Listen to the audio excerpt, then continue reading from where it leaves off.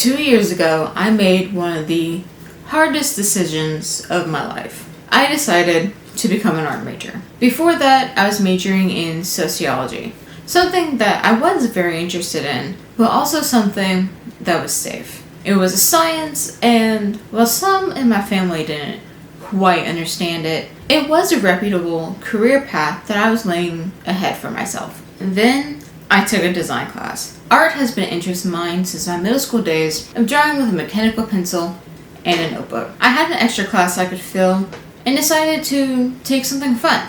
Little did I know that that would change everything for me. A few weeks later, I was walking into my school's academic center to officially switch to the visual arts college. I suddenly went from picking up a pencil every few months to drawing and painting every single day. I was loving it. But I soon realized that becoming a full-time art student meant that I had very little creative energy to make things that I enjoyed. It became better as classes grew more advanced, and I was able to make projects my own. But the beginning days of drawing the same faces all semester really took a toll on my want to create after class. I was just too tired to draw. And then once I was out of classes for summer or winter break, I was too burnt out to even think about drawing in any serious way. This summer was my attempt to get past that.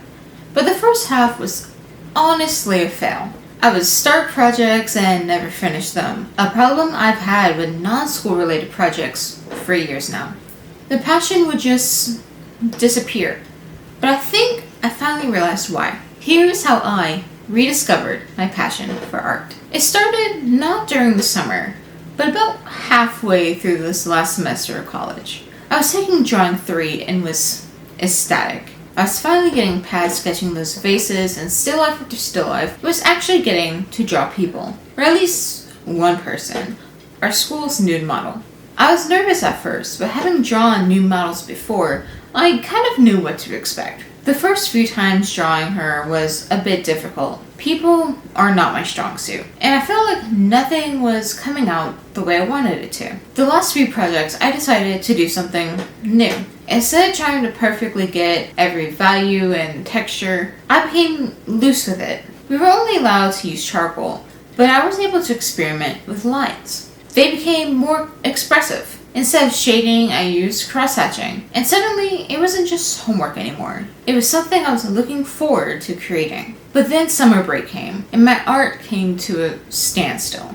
I went from making these expressive charcoal pieces to what felt to me like lifeless illustrations. I was desperate to start doing things that would put my foot in the door of the art market. I worked digitally, in a painterly style, in the D&D genre. It seemed to make sense at the time. Most corporate art careers are digital. I can't think of a single one off the top of my head that isn't. And I enjoy the painterly style, and I'm a D&D nerd.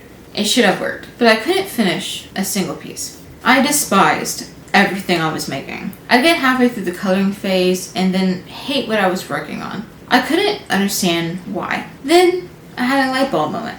For the entire time I've been an art major, I've kept my schoolwork and my personal work separated. What I'm doing for school is just for school, and has nothing to do with what I want to do in my own time. That was a stupid idea. This last semester, I've mostly enjoyed what I was making for classes. Why can't my school projects just be projects that I would have made anyway? Of course, these were prompted and had specific guidelines, but they were still mine. So why was I acting like they weren't? And why was I acting like I couldn't take what I was doing there into more personal projects? This changed my whole view on art. I dropped the illustration I was forcing myself to make, instead just sketched on Procreate. It was very fast, a simple apple. But that one apple made me love art again. I brought back those expressive lines from my drawing class, and instead of trying to blend using every color under the sun, I just used 3. Red, yellow, and purple. 3 simple colors, not changing the saturation.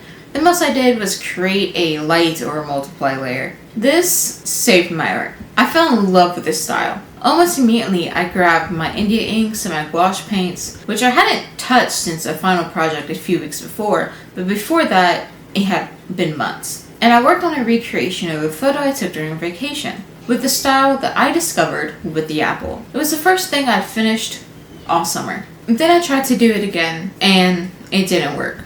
I had fallen into the same trap I'd just gotten out of.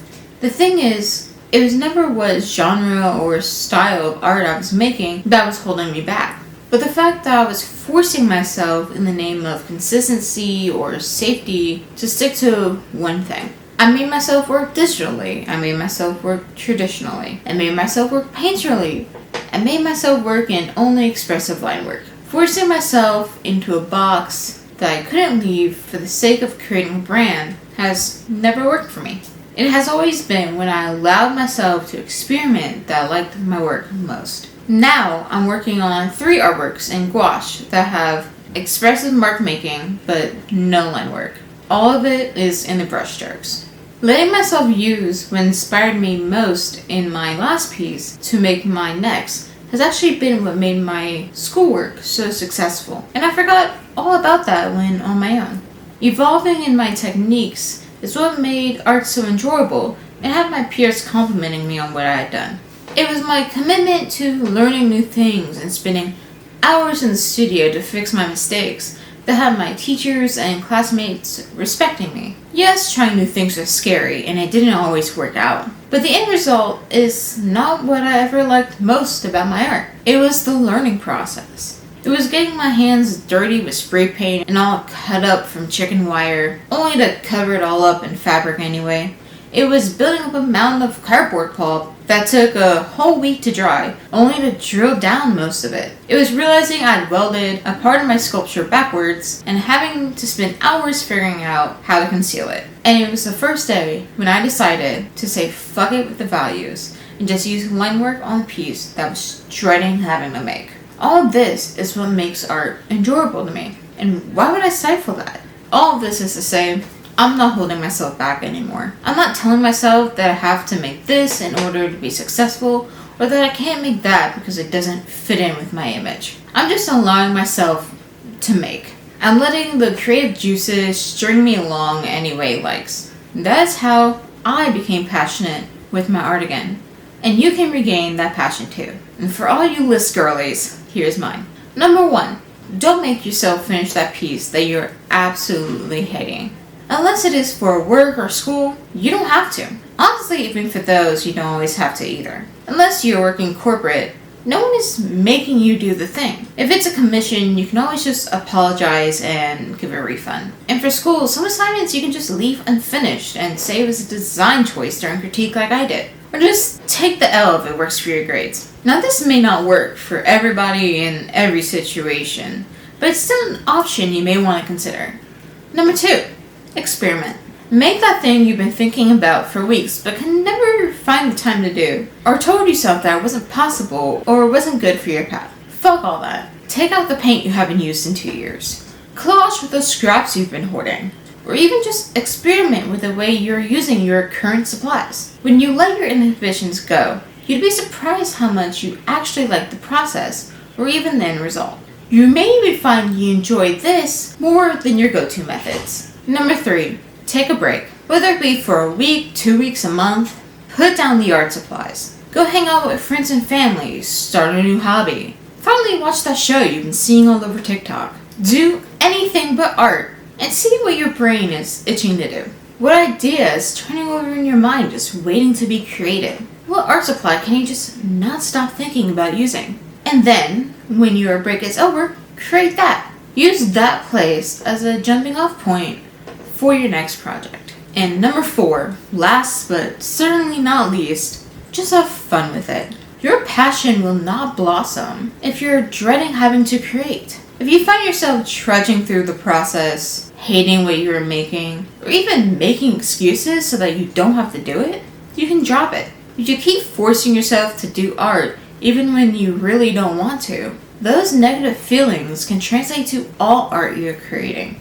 You can start to resent even the thought of sitting down with your sketchbook, and that is no way to learn to love it again. In fact, it may do the opposite. Now obviously, if art is your job or what you're going to school for, you cannot always just drop a piece or take an extended break.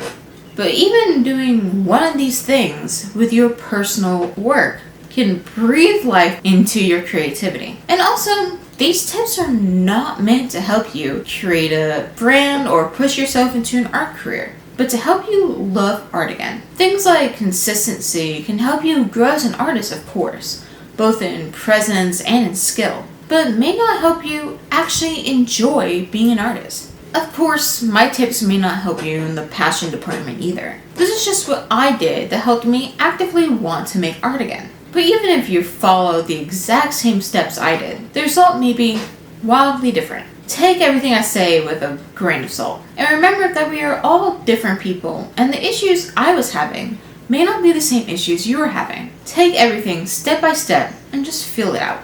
If it's not working, toss it in the garbage can. There's no obligation to do any of these. Every path is different. And with that, I'll leave y'all to find your passion again. I hope everything works out. And if you have any other tips for how to regain your passion and creativity, drop them in the comments. I'd love to hear them, and I'm sure others will as well. And until next time, bye bye!